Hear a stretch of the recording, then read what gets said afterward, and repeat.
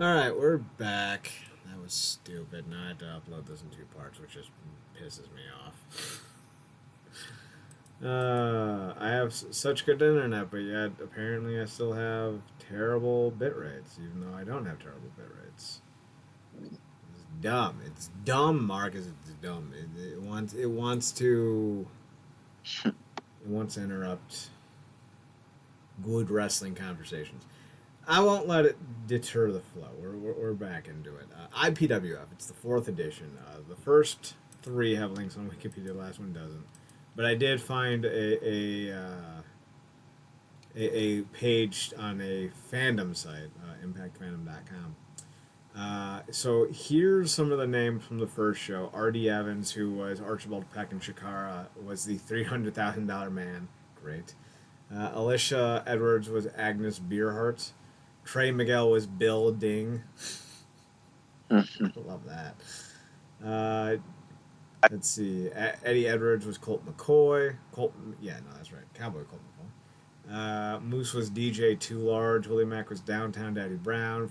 Rhino was Frank the Butcher. Scott Demore and Josh Matthews were Giuseppe Scavelli Sr. and Giuseppe Scavelli Jr. Then we had Jake something as Hull. George the Iceman was just the Iceman. Madison Marino was Jazzy Fitbody. I'm skipping some of these. Desmond Xavier was Gymnasium. Love that. Kira Hogan was Miss Mile High. Brian Cage was Muscles McGee. Muscles McGee was the one who was killed off in the fourth edition at the hands of Santino Morella's character. Diener was Oates. Yeah. Let's see. D'Lo Brown was Pummel.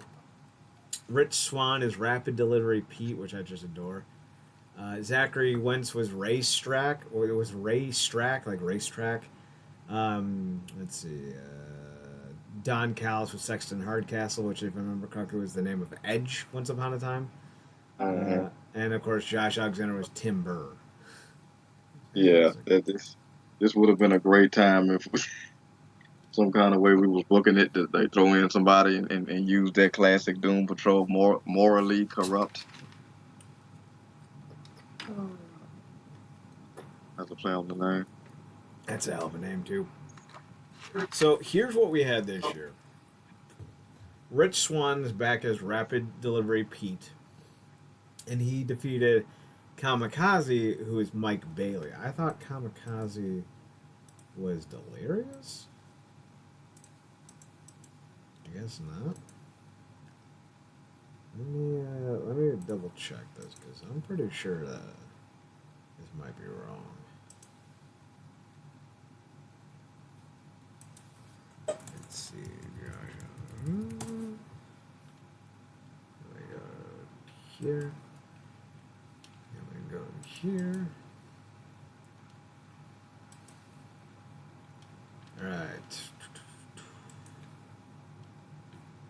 So, Cage Match claims that Delirious was Kamikaze.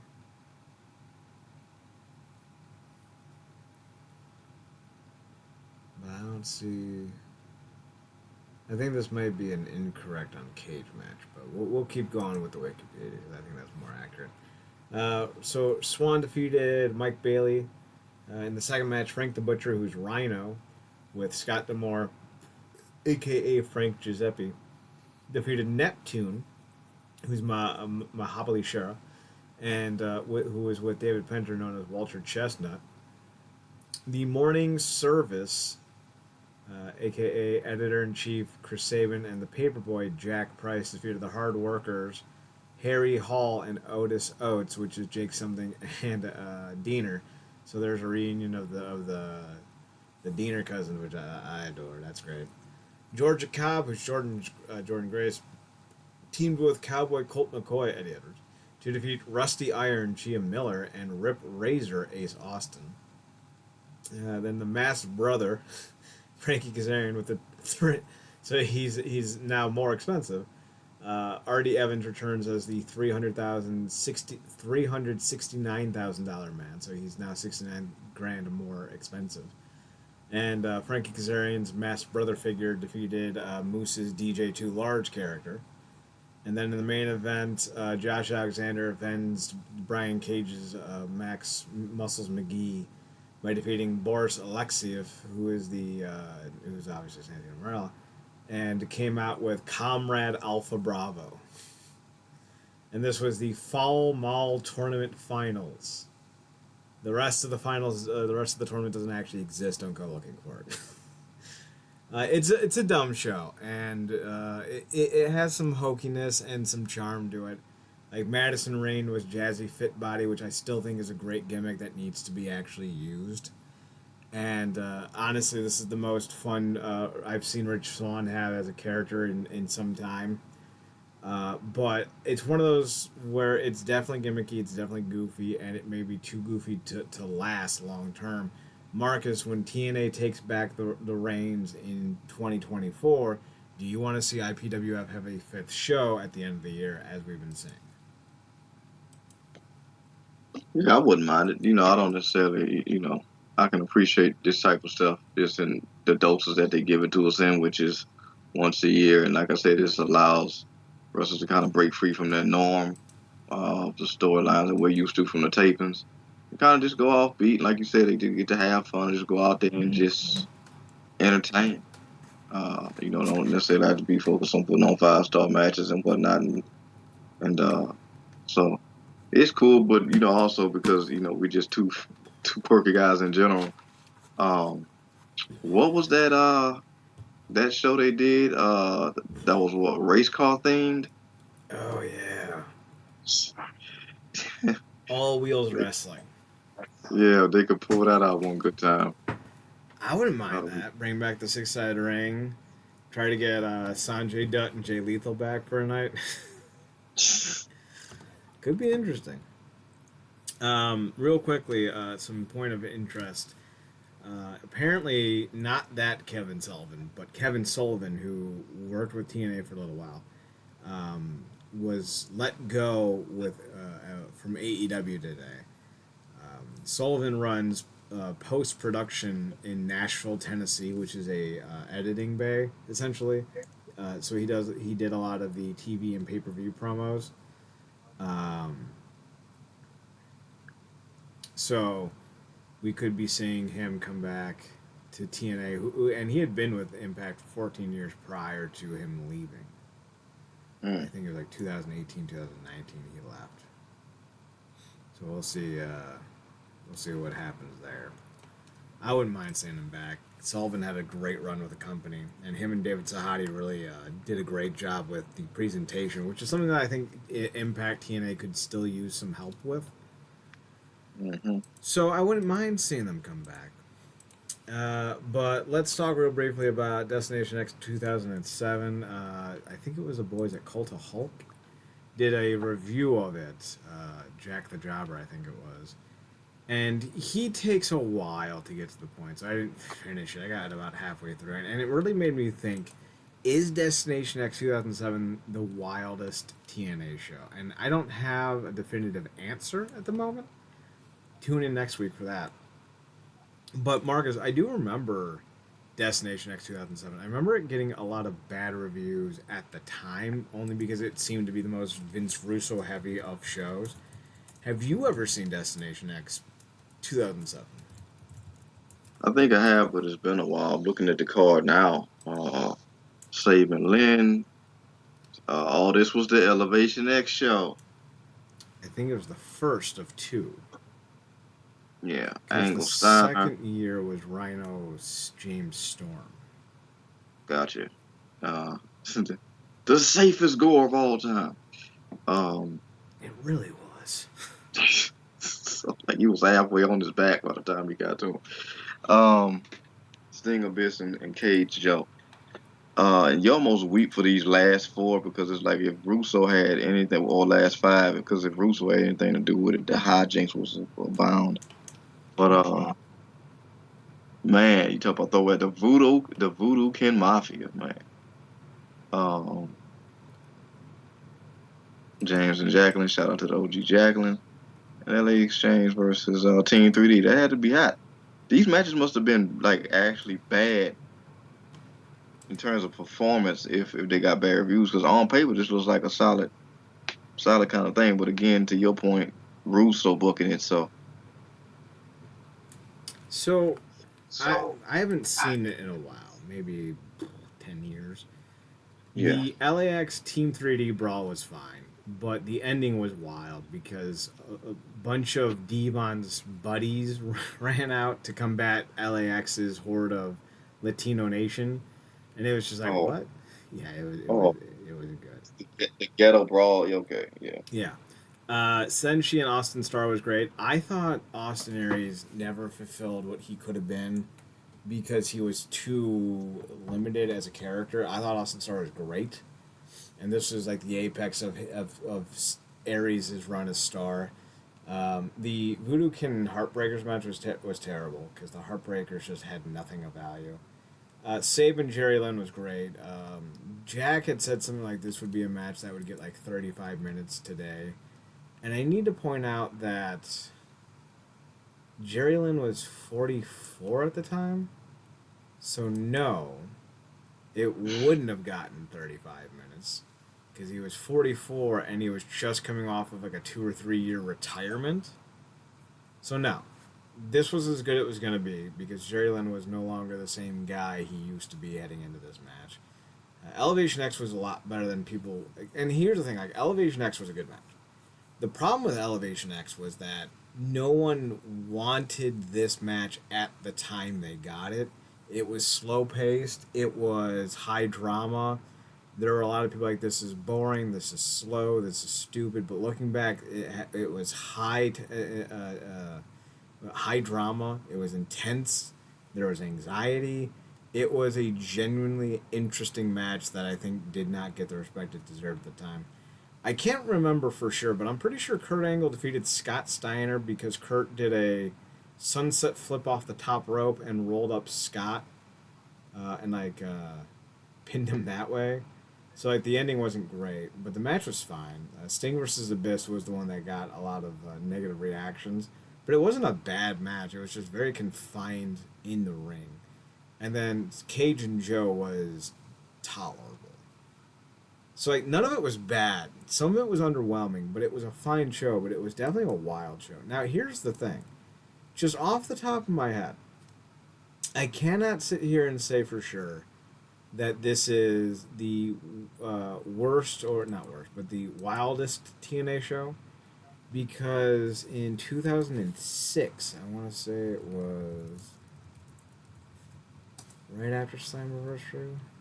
Let me pull it up real fast.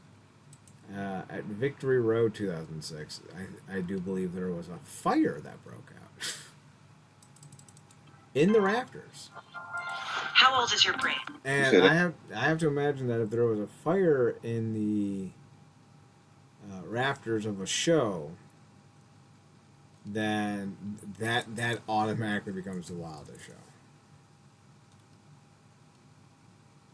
But it may not have been Victory Road. Was it Sacrifice? It may have been Sacrifice.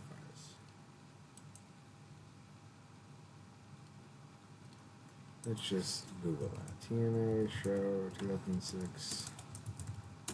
Fire. Hard Justice. It was Hard Justice 2006. So I think that has to go down as the wildest show ever because there was a fire. And it was the show that was supposed to have the quote unquote culmination of Jet Jarrett versus Sting. Scott Steiner was in Jarrett's corner, Cage was in Sting's corner, and it was telegraphed a mile away. We all knew it was going to happen, but this was the night Cage turned heel. So, I think when you think about just the calamity that ensues, anytime you have to, cancel a show, not cancel, but delay a show because of a pyrotechnic fire, I think that takes the cake as the wildest show ever. Do you have one off the top of your head that that would compete with Hard Justice or Victory Road '07 as the wildest show? No, and I think as you get into the later years, the wildness came for the horrendously bad booking. Um, I think in those earlier years in the 2000s, it was maybe a combination of both more leaning towards the wildness as opposed to that kind of ended up overshadowing some of the booking. But I don't know if you get much more wilder than an actual fire in the Raptors.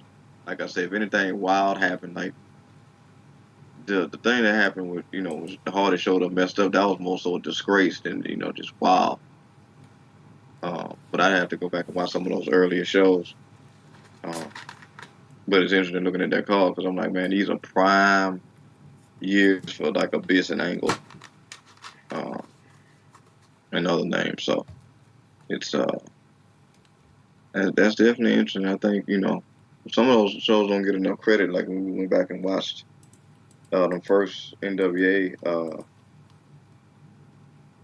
scenarios, I'm like, a lot of these shows are absolute garbage, but then some of those things peppered in there with some really solid stuff. Like that is, I don't really know if there's a bad era for R-Truth, Ron Killer, but he was definitely a highlight.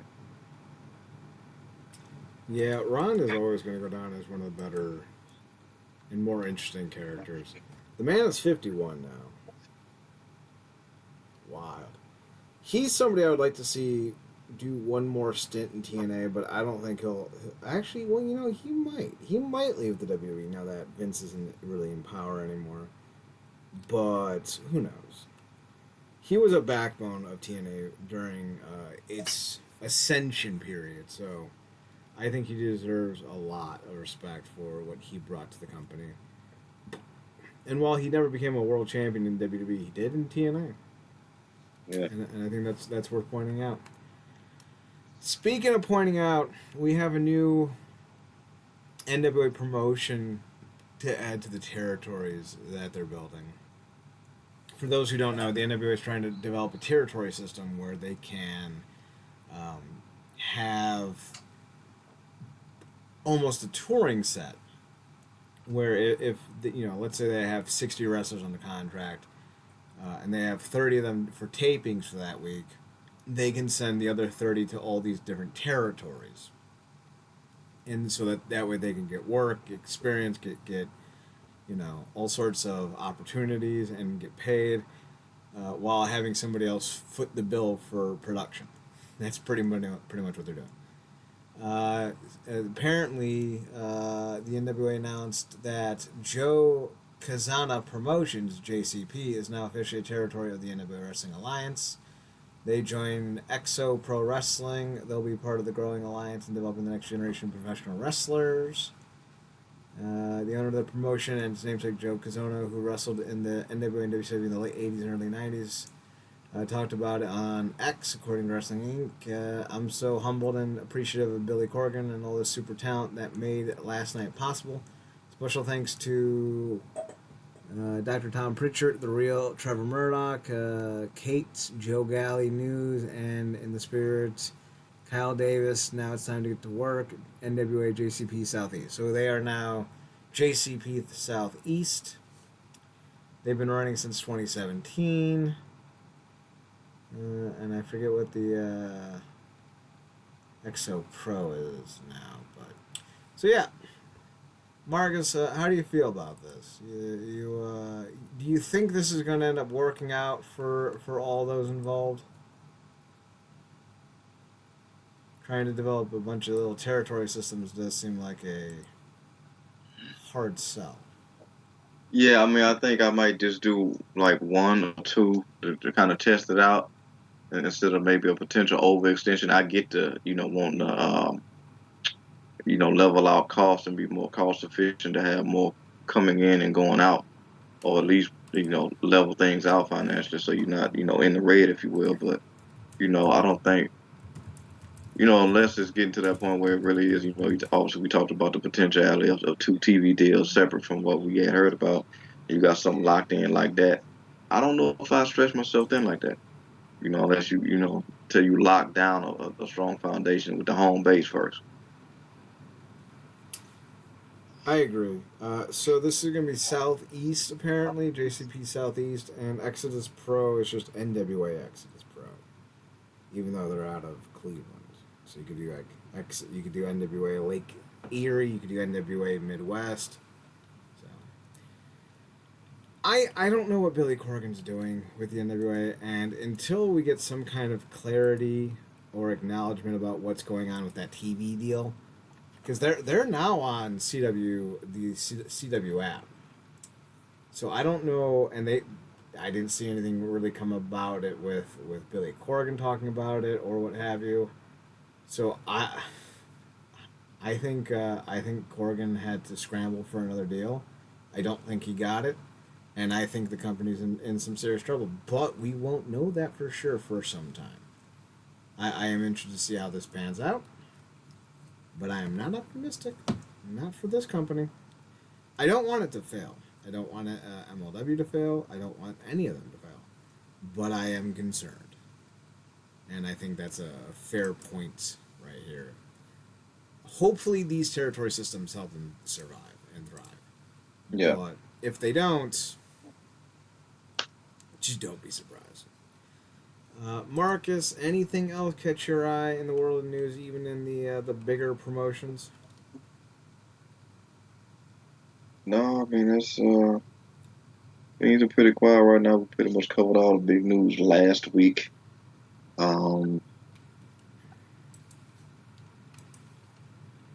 Apparently, CM Punk's a free agent, quote unquote, for WWE. Is there a brand you want to see him on? Yeah. Randy Orton just got moved to SmackDown. Yeah, I think they need to leave Punk Raw. Punk's a Raw guy. You know, you got Orton on SmackDown now. He's basically going to be giving Bloodline all they can handle. And I know Roman's basically the big kahuna, but between what they did with whether it was fake or whatever percentage of it was real to kayfabe, what have you, you got stuff to do with Rollins, and stuff to potentially do with Drew. Um, I think it's a lot of stuff for him to do on Raw. He could pass through NXT. I don't know. He don't have no extensive history in NXT or any kind, right? Just like ECW. Correct. ECW and OVW. Gotcha. So they could, they've done a great job at making the passageway between the three brands, specifically NXT, feel more fluid than it ever has in years prior. So he can pass through that. But I think he's somebody that feels like a more of a Raw person right now. So I mean, obviously he's gonna be on SmackDown. I think this week they kind of tease some things, but we'll see how that goes. Like I said, I think the Bloodlines will have all they can deal with a fresh more bulked up Randy Orton. So. And there are talks of Punk doing something with Roman Reigns eventually, so we'll see what happens there. All right, I think that's a good stopping point for the night. For Marcus Green, we're heading off. You can find him on Twitter, Paradox Kid, PARADOXKID. That's me. He also does another podcast called The True Penny Show. You can find that on Twitter by going to the Twitter account, True Penny Show, TruePennyShow. Check them out. They do a lot of international stuff, so always something fresh for you guys to take a listen to. You can also find me on Twitter, Chad Nerdcorp, ChadNerdCorp, and on the Instagram at ChadSphotohut, ChadSphotohut. We'll be back next Monday for another edition of the Wrestling Underground podcast. Hopefully sooner than 12 o'clock at night, but I make no promises. And until next time, thanks for tuning in. Thanks for checking us. Thanks for tuning in. Thanks for checking us out. Thanks for giving us a chance. Remember, as always, to watch more wrestling. And Marcus, take us home. Good night, me.